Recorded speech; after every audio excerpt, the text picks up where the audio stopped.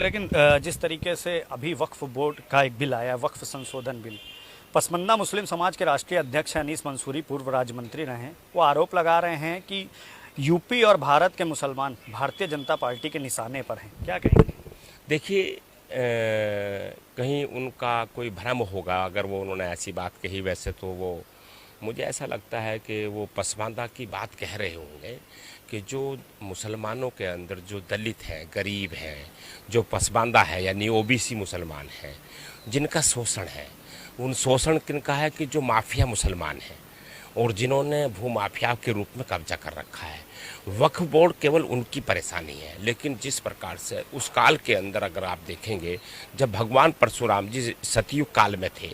तो भगवान परशुराम जी ने जो 21 राक्षस राजाओं का वध करके और उस जमीन को, जो उनके पास वो भूमि एकत्र हुई थी, वो गरीबों को बांट दी गई थी। तो उस कालखंड की प्रेरणा से हमारे भारत के माननीय प्रधानमंत्री श्री नरेंद्र मोदी जी ने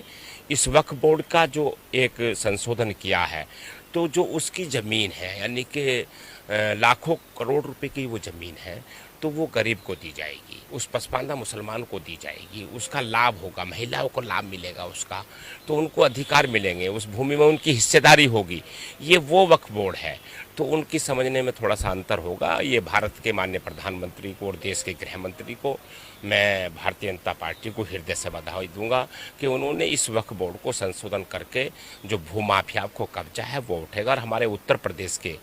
मुख्यमंत्री श्री योगी आदित्यनाथ जी जिस प्रकार से वक्फ बोर्ड की ज़मीन पर अवैध कब्जे कर रखे हैं लोगों ने, उसकी अधिसूचना जारी होने के बाद